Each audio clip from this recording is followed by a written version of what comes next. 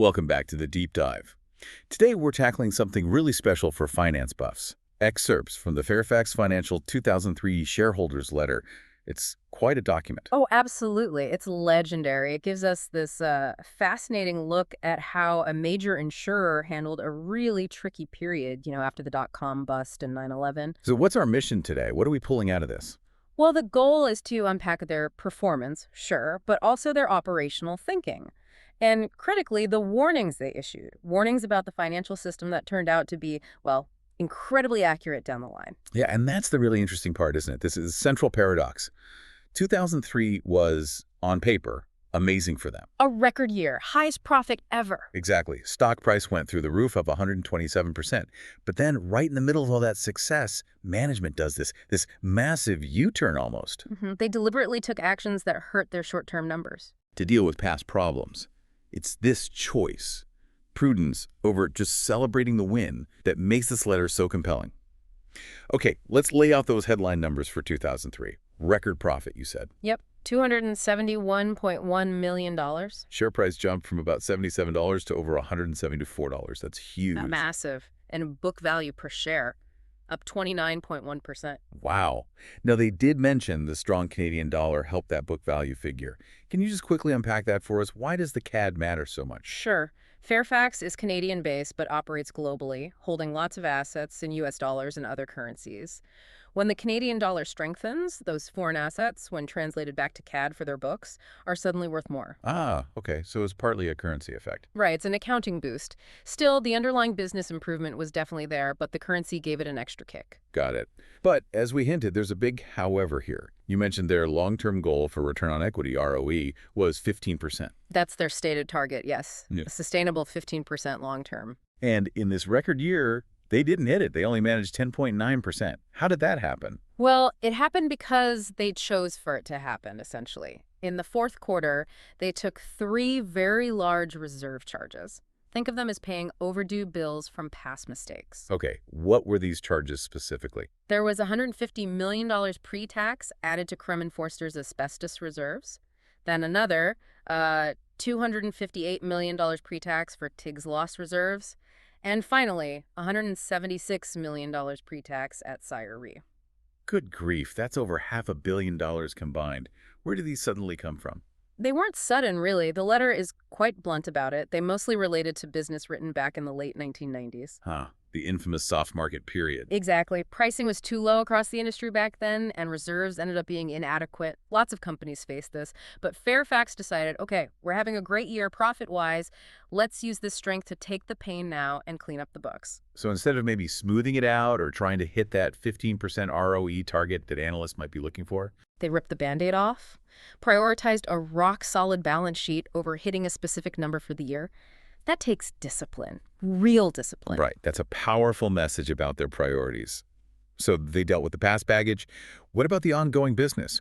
How healthy were the actual insurance operations in 2003? Oh, they were firing on all cylinders. Yeah. Really strong. Their consolidated combined ratio was 97.6%. And remind us, below 100% is the magic number. That's the key. It means for every dollar of premium they took in, they paid out less than $1, 97.6 cents in claims and expenses. So they were making an underwriting profit. Profit just from the insurance itself, before even thinking about investments. Precisely.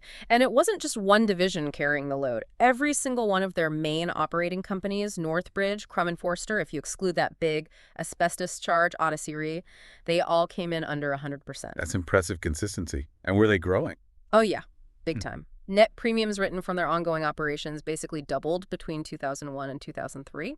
Went from $2.3 billion to $4.4 billion. Huge growth. Okay, so profitable operations, strong growth. But you mentioned something earlier. The genius of their operations. Is this where float comes in? This is absolutely central. Float is, well, it's the lifeblood of a great insurance business. It's the money policyholders pay upfront in premiums, which the insurer gets to hold on to and invest before paying out claims later. Right, it's like a temporary interest-free loan from customers. Exactly, except sometimes it's not interest-free. If your combined ratio is over 100, say 105%, it means you're losing 5 cents on every dollar of premium just to get that float. Your float has a cost. Well, what was Fairfax's cost to float in 2003? This is the kicker. Because they made that underwriting profit, $87.7 million on an average float of $4.4 billion. Their cost to float was effectively zero. 0%. So they were holding $4.4 billion of other people's money, investing it for their own profit, and it cost them nothing to acquire that capital. Bingo.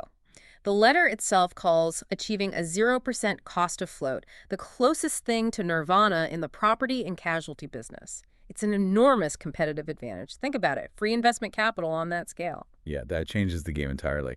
And this financial strength probably gave them room to maneuver strategically, too. It did. We saw them make moves like taking their Canadian operation, Northbridge Financial, public in June 2003.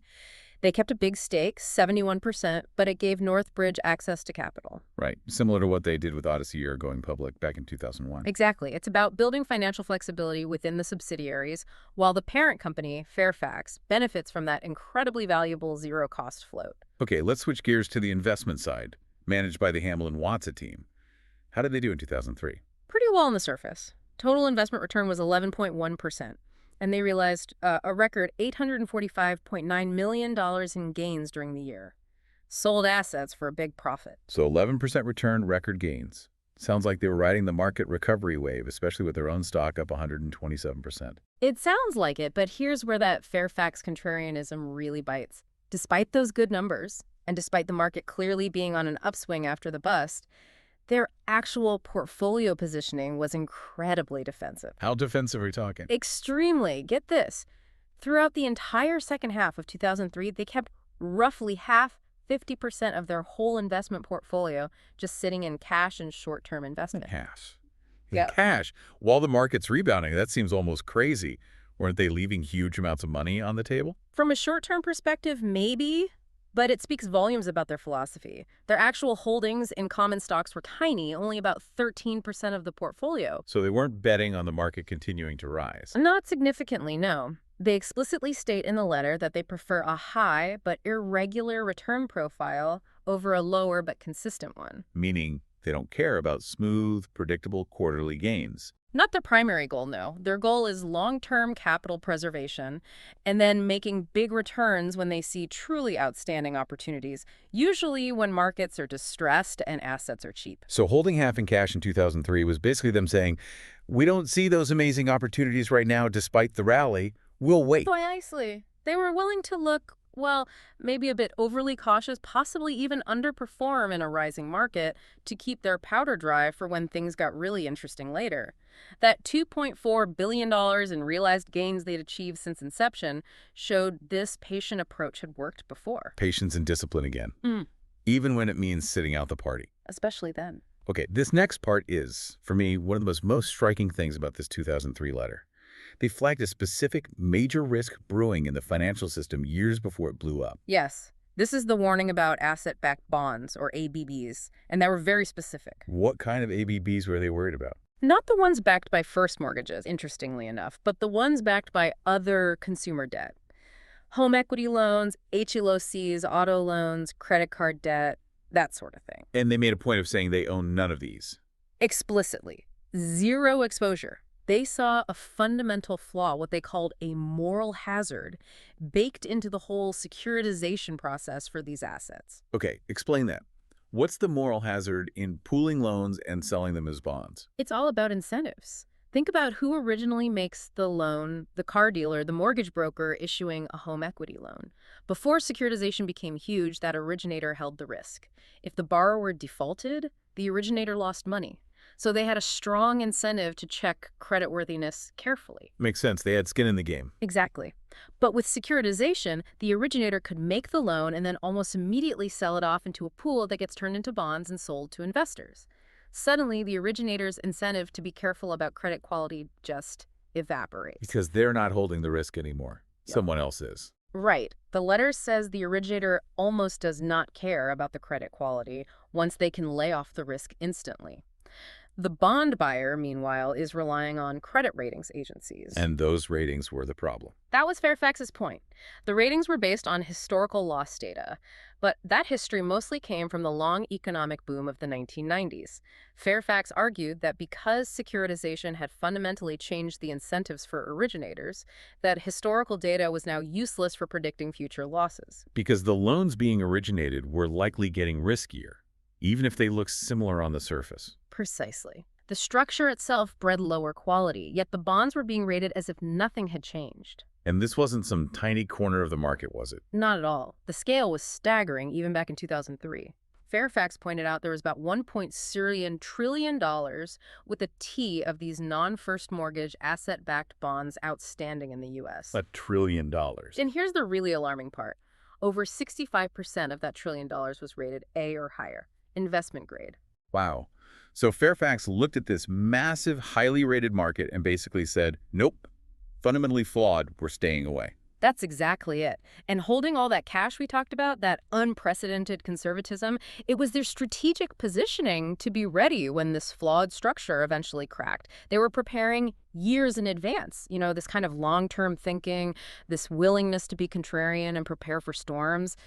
It doesn't happen in a vacuum. It really ties back to leadership and governance. Right, and the letter highlights the CEO, Viprem Watsa. His approach seems pretty unique, especially regarding compensation. Very unique. His salary was fixed at CDN $600,000. It had been since the year 2000. And he says it plainly in the letter. I get CDN $600,000, period. Period. Meaning no bonus, no stock options, none of the usual executive incentives. None. Yes. Zero. Think about what that does. If your pay isn't tied to short-term stock performance or hitting quarterly earnings targets, you have absolutely no incentive to play games with the numbers, like delaying those reserve charges we talked about. Your only incentive is the long-term health and value of the company itself. Exactly. Which aligns perfectly with his personal situation.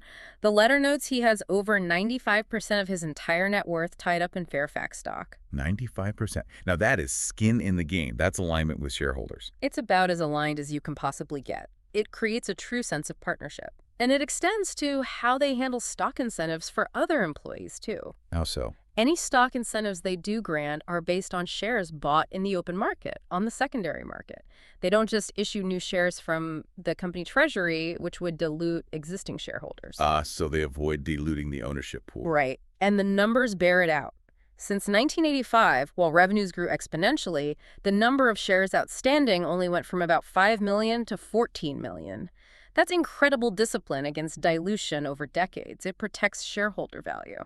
It all paints a picture of a company built around long-term thinking and protecting the owners, even down to how they discuss risks, right? Yes, even in a record year, they were very upfront about the ongoing risks managing reinsurance receivables, the value of their deferred income tax asset, maintaining ratings, dealing with those complex reserves.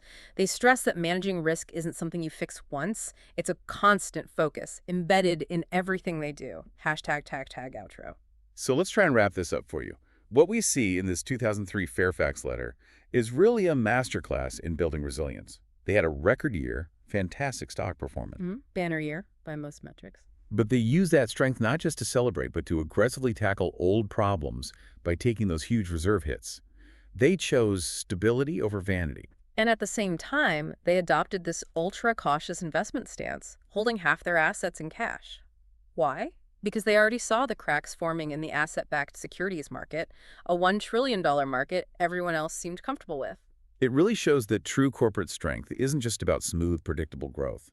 It's about facing reality, fixing weaknesses proactively, and having the foresight and courage to prepare for future storms, even when the sun is shining. Yeah, sacrificing that 15% ROE target in a record year to clean the slate, warning about ABBs when everyone loved them, that's the hard path, but it builds lasting value. Which leads us to our final thought for you today. Fairfax explicitly preferred a high but irregular return profile over a lower, consistent one. So think about your own approach, whether it's in investing, your career, or even learning. How do you balance that desire for predictable progress against the sometimes uncomfortable, irregular path needed for those really significant, maybe even surprising breakthroughs? Something to chew on. Definitely. Join us next time.